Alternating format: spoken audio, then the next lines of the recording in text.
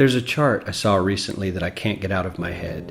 A Harvard business professor and economist asked more than 5,000 Americans how they thought wealth was distributed in the United States. This is what they said they thought it was.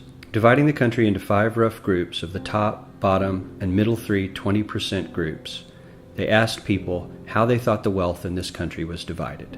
Then he asked them what they thought was the ideal distribution. And 92%, that's at least 9 out of 10 of them, said it should be more like this. In other words, more equitable than they think it is. Now that fact is telling, admittedly, the notion that most Americans know that the system is already skewed unfairly. But what's most interesting to me is the reality compared to our perception.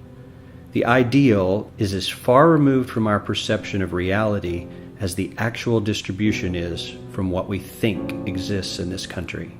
So ignore the ideal for a moment. Here's what we think it is again. And here is the actual distribution. Shockingly skewed.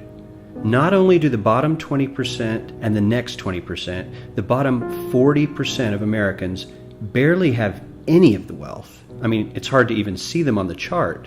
But the top 1% has more of the country's wealth than 9 out of 10 Americans believe the entire top 20% should have. Mind-blowing. But let's look at it another way, because I find this chart kind of difficult to wrap my head around. Instead, let's reduce the 311 million Americans to just a representative 100 people. Make it simple. Here they are: teachers, coaches, firefighters, construction workers, engineers, doctors, lawyers, some investment bankers, a CEO, maybe a celebrity or two. Now let's line them up according to their wealth. Poorest people on the left, wealthiest on the right, just a steady row of folks based on their net worth. We'll color code them like we did before based on which 20% quintile they fall into. Now let's reduce the total wealth of the United States, which was roughly $54 trillion in 2009, to this symbolic pile of cash. And let's distribute it among our 100 Americans. Well, here's socialism, all the wealth of the country distributed equally.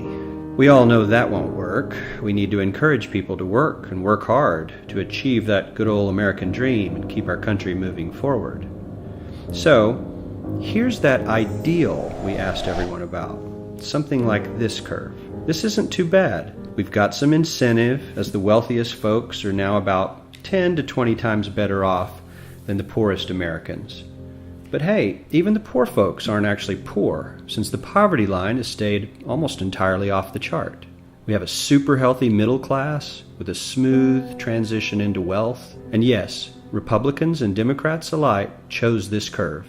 9 out of 10 people, 92%, said this was a nice, ideal distribution of America's wealth. But let's move on.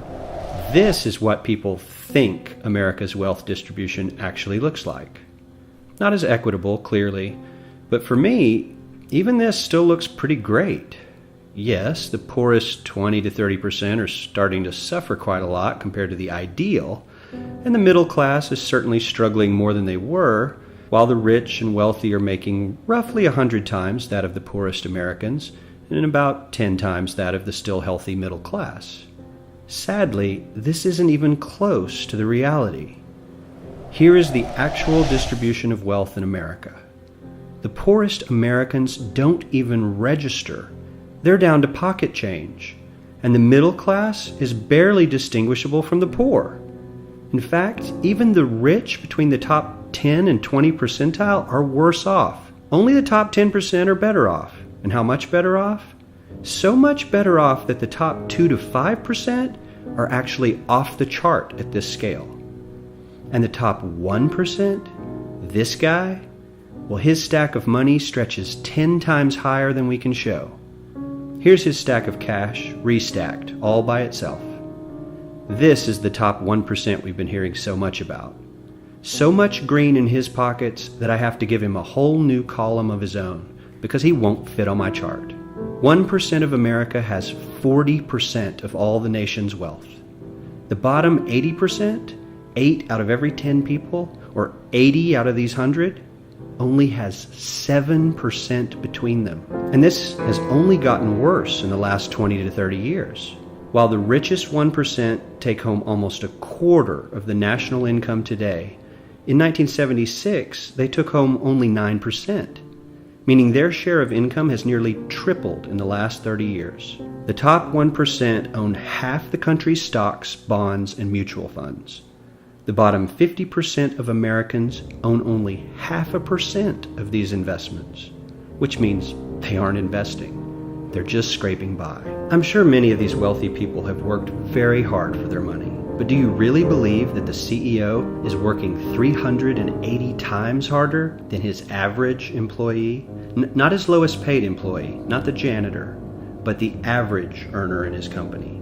The average worker needs to work more than a month to earn what the CEO makes in 1 hour. We certainly don't have to go all the way to socialism to find something that is fair for hardworking Americans. We don't even have to achieve what most of us consider might be ideal. All we need to do is wake up and realize that the reality in this country is not at all what we think it is.